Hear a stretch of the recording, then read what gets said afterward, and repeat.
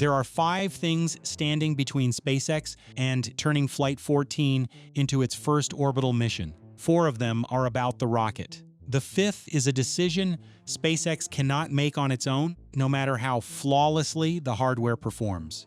And all 5 get decided in 2 days on a flight that never leaves the atmosphere. Here's the setup. SpaceX's president, Gwynne Shotwell, has said the plan is to fix what went wrong and only then consider orbit on Flight 14 if the vehicle looks ready and regulators allow it.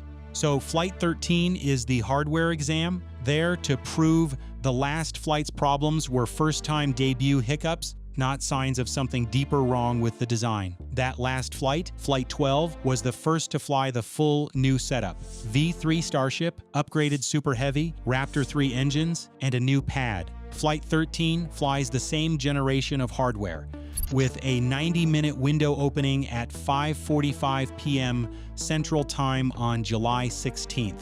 Nothing is being saved. The booster is aimed at the Gulf, the ship at a splashdown in the Indian Ocean. It's a data-gathering test, which is why SpaceX can push it this hard. The first test is whether the engines behave, and it's the broadest and most important one because the last flight had engine trouble on both halves. Start with the booster. Near the end of its job, it has to flip around, relight its engines, and burn to steer itself back. On Flight 12, that flip ended up almost 90 degrees off because the ship's engines lit at slightly different moments than expected. Then 5 of its 33 engines struggled to relight, and the return burn shut down early. The ship had its own trouble. About 40 seconds after separation, it lost one of its 3 vacuum engines. It kept flying and hit its path anyway, proving it can survive an engine loss, but an orbital system can't treat engines quietly dropping out as normal. The FAA's investigation blamed 2 things: heat,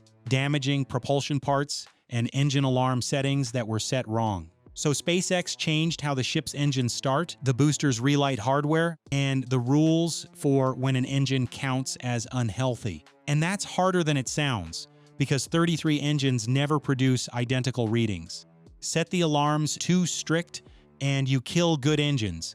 Too loose and a real failure grows before anyone reacts. Test 1 is whether all of that holds up in real flight instead of on the ground. And if the engines stumble again, an orbital Flight 14 gets much harder to justify. But even if every engine behaves perfectly, SpaceX has a second problem.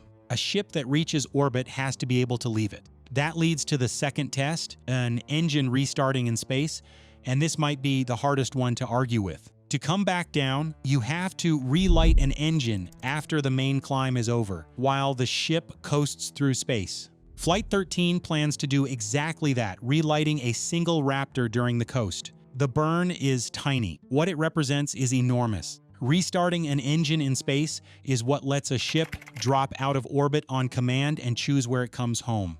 It is genuinely difficult, because restarting after a coast is nothing like lighting engines at liftoff. The fuel may be floating loose instead of settled at the tank bottoms, and the ignition hardware has already fired once. Here's why this test matters more than the others. A satellite can fail and the ship still flies, a camera can glitch, and the mission goes on. But if Flight 13 cannot show this restart, controlled deorbit stays unproven heading into Flight 14.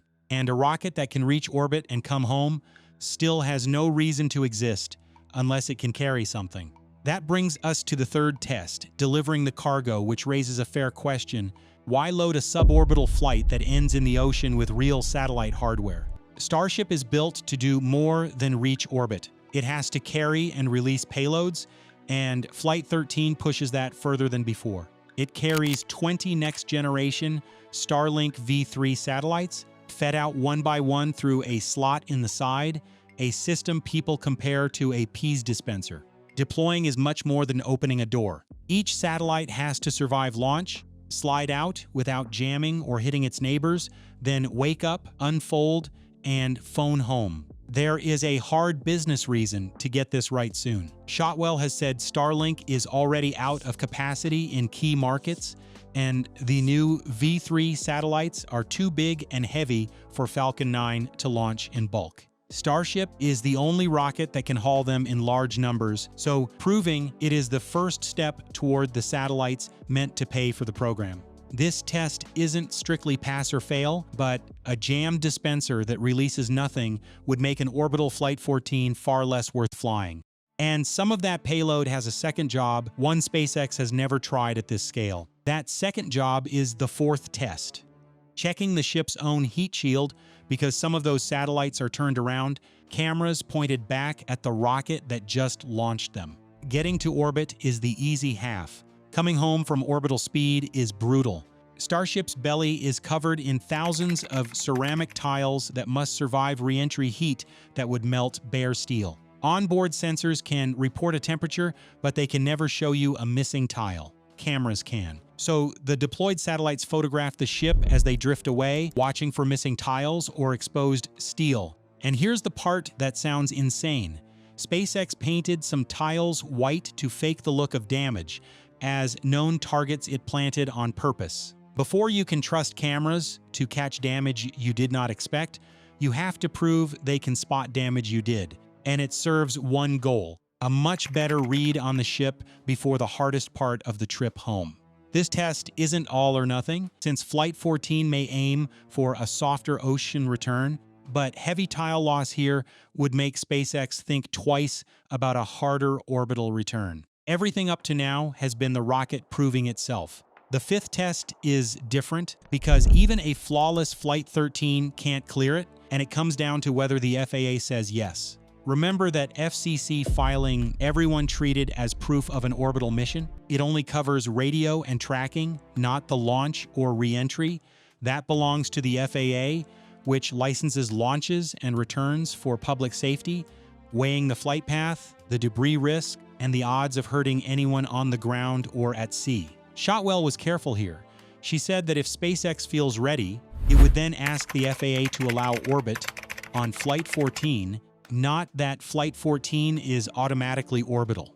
A clean Flight 13 can't hand SpaceX that license, but it makes the case much stronger by giving regulators real evidence of how the vehicle flies and where its debris will fall. And calling this step paperwork sells it short. The FAA is judging one thing: whether the licensed flight keeps the risk to people and property within acceptable limits, not whether the mission is impressive. I'm curious where everyone is tuning in from. The launch window opens at 5:45 in the evening Central Time, which means it hits every state at a different hour. So drop your state in the comments and tell me what that makes launch time for you. I want to see how far this community actually reaches.